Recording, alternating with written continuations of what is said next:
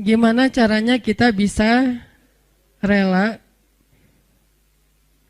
kalau pas kita berdoa minta sesuatu, Allah malah ngasih kita ujian.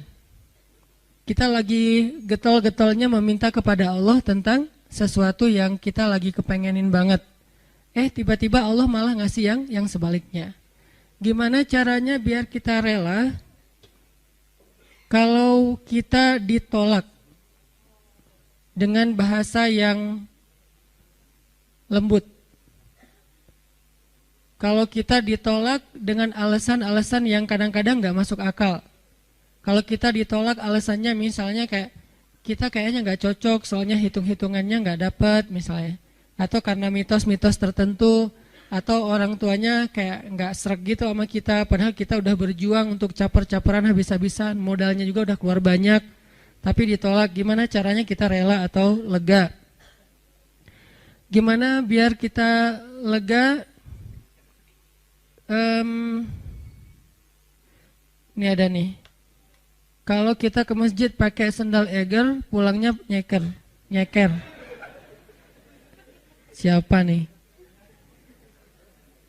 Terus banyak yang jawabannya politik gitu, nggak usah dibaca. Nah, gitu-gitu deh.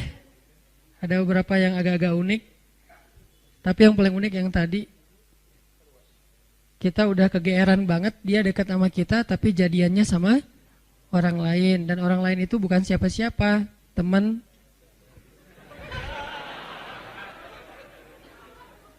Nah, itu jahat banget. Gimana caranya kita bisa rela? Pernah nggak teman-teman mencoba untuk melakukan sesuatu yang kita tuh udah siap-siap bakal gagal? Kayaknya bisa dipastiin nggak akan berhasil. Contoh, kita kayak mau ngedatangin seorang calon mertua yang anaknya itu idola kampus banget, atau idola sekolah, atau teman masa kecil kayak Spider-Man atau apalah. Terus kita kayak yakin banget bahwa kita tuh bukan standar orang tuanya dan pasti kemungkinan besar akan ditolak. Cuman kan gak ada salahnya juga untuk mencoba ya. Nah, ternyata ditolak beneran. Nah, gimana rasanya tuh? Apakah kita bisa benar-benar lega dan nggak dendam sama dia? Apakah kita benar-benar bisa ngerasa lega dan akhirnya bisa maafin orang tersebut kalau dia misalnya ngezolimin kita, ngejailin kita, ngecurangin kita, nikung kita? Yang terakhir agak berat sih, yang misalnya dia kayak memfitnah kita, ngomongin kita, mengkomen dengan hate di akun kita, meng-kick kita di grup atau nge-blok kita di nomornya. Bisa nggak kita lega, kita rela, terutama kepada Allah Subhanahu Wa Taala? Karena ada orang yang mungkin sering nggak rela dengan perlakuan manusia, tapi dia masih berusaha untuk rela dengan ketentuan Allah. Yang parah tuh sampai ke Allah juga nggak rela. Dia nggak rela ketika Allah memberikan dia satu ketentuan. Bahkan nikmat pun kadang nggak rela. Dikasih nikmat sekian dia berharapnya lebih. Dikasih nikmat begini dia berharapnya begitu. Dikasih fisik yang ini dia berharapnya kayak gitu. Dan seterusnya. Kadang-kadang masalah rambut aja dia nggak rela. Belum lagi nanti masalah kulit. Belum lagi nanti masalah tinggi badan, masalah apa segala macam yang sifatnya emang takdir dia diciptakan kayak gitu. Beda dengan mungkin kalau yang masalah-masalah katakanlah misalnya kayak sesuatu yang sifatnya karena usaha kita kayak berat badan atau jerawatan atau apa, ini kan relatif ya. Tapi kalau emang udah takdirnya kayak gitu, dia nggak rela. Termasuk dia nggak rela dengan ketentuan Allah, dia seorang laki-laki sehingga dia pengen jadi ya transgender gitulah, pengen jadi cewek, terus dia cewek pengen jadi cowok, terus dia bingung gitu, kok dua-duanya nggak enak ya, terus saya jadi apa gitu kan ya. Nah, ini nggak rela gitu kan. Nah, ini semuanya adalah tentang syarhus sadar, berlapang dada. Berlapang dada pertama yang paling penting adalah berlapang dada terhadap ketentuan Allah, yang kalau dalam bahasa fikihnya kadang disebut dengan istilah takdir. Disebut dengan istilah takdir. Atau berlapang dada dengan sikap-sikap orang kepada kita. seberapa besar lapang dada kita sehingga dada kita itu muat dengan kesalahan orang. Makin lapang, makin banyak kesalahan orang yang muat di dalam dada kita. Nggak sampai bikin kita nyesek. Jadi ada kesalahan masih lapang, nggak nyesekin kita, jadi kita masih santai. Kan orang kalau lapang, sebutlah kita kayak di sebuah ruangan atau di mobil aja nih. Kebenaran mobilnya mobil city car yang memang dua row gitu, seatnya cuma 4 orang. Nah kalau masuknya cuma kita driver nih, masuk 1 orang teman, kita merasa sempit nggak? Enggak. Atau kita jadi penumpang sama driver, masuk 1 orang teman masih biasa. Masuk yang ketiga jadi 4 orang sekarang masih biasa. Masuk yang kelima, yang keempat jadi 5 orang, mulai agak-agak gimana gitu, apalagi duduk di belakang kan ya. Nah kebayang nggak kalau mobilnya bus?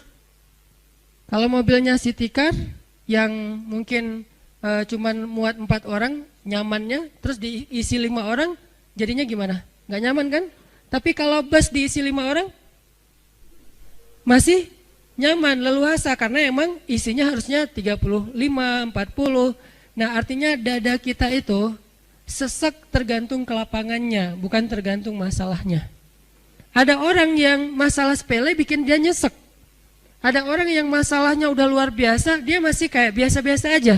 Kenapa? Bedanya bukan masalahnya, tapi yang membedakan itu adalah syarhus sadarnya, lapang dadanya. Ada orang ketika diomongin dengan satu komen negatif, hate yang masih wajar lah ya, cuman kayak misalnya bilang ria gitu doang, dia udah langsung rame gitu, udah langsung di replay, langsung terus dia kayak ngedebat gitu, langsung di blok, langsung dia kalau perlu akunnya juga ditutup, dia nggak mau pakai lagi Instagram pundung gitu. Pundung Visosmed misalnya, ini gara-gara apa? Gara-gara ada satu haters yang satu kata doang, ria, sombong. Ini artinya bukan masalahnya terlalu besar, tapi dadanya mungkin belum lapang. Dan itu juga berlaku kepada pasangan, berlaku kepada keluarga, berlaku kepada orang tua, berlaku kepada guru, berlaku kepada banyak urusan hidup kita. Kadang-kadang satu kata bikin kita nyesek. Tapi ada orang lain yang udah 1000 kata dan katanya semuanya bold, dia biasa-biasa aja. Kenapa? Mungkin 2 kemungkinan. Dia orangnya cuek, orang yang nggak mau ngikutin kayak gitu-gitu, dan itu juga bisa jadi buah dari kelapangan dada. Atau kemungkinan kedua adalah dia dadanya emang lapang, hatinya emang lapang. Sehingga salah satu yang kita selalu doain itu apa? Rabbi syrahli, malah sebelum yang lain-lain, Rabbi syrahli sadri. Inilah yang diminta oleh Nabi Musa ketika Nabi Musa diutus kepada Firaun. Allah berfirman di surat Toha, idhab ila Firaun innahu tagha. Pergilah kamu kepada Firaun, dia itu jahat banget. Tagha itu jahat banget.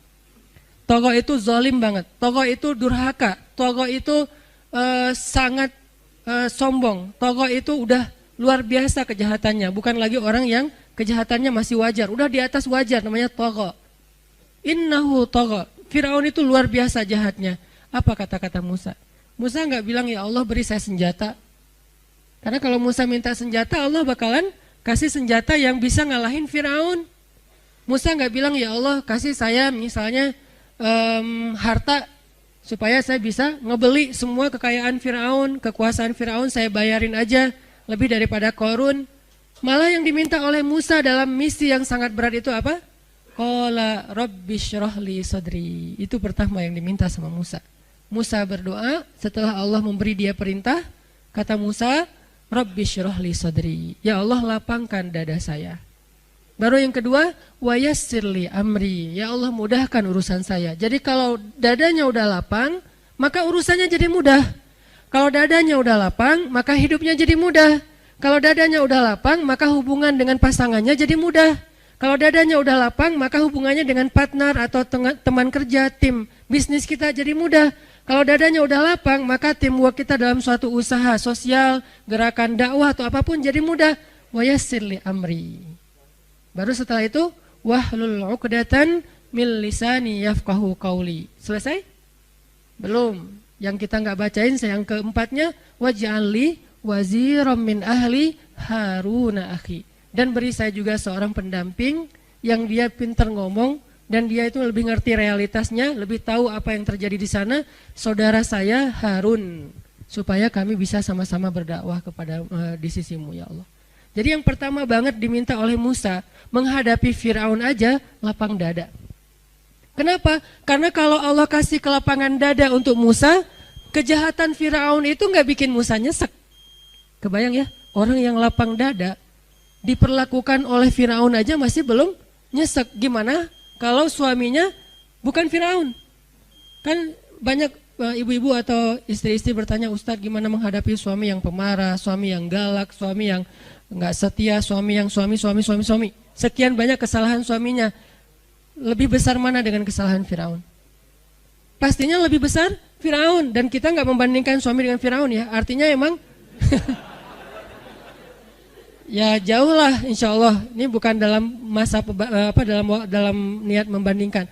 Tapi kalau kesalahan Firaun aja dengan kelapangan dada Musa tidak pundung, Musa tetap bisa bersabar, Musa tetap bisa menuntaskan misi dakwahnya, berarti lapang dada itu penting banget dalam hidup kita teman-teman. Sampai dengan kelapangan dada bisa menghadapi orang sekelas Firaun, berarti kan lapang dada itu penting banget ya. Yang kalau di bawah Firaun pasti akan lebih lega lagi nih. Di Firaunin aja lega, di Firaunin. Jadi diperlakukan oleh Firaun aja masih lega. Itulah yang diminta oleh Musa. Ini menandakan bahwa lapang dada itu salah satu doa yang paling penting untuk kita baca teman-teman. Bukan cuma pas mau ngomong di depan kita baca Rabbi syrah li sadri. Kapan aja Rabbi syrah li sadri, Rabbi lapangkan dada saya. Lapangkan dada saya. Kalau mau pulang ke rumah buat yang udah punya pasangan, istri lagi ngambek di pintu, Rabbi syrah li sadri.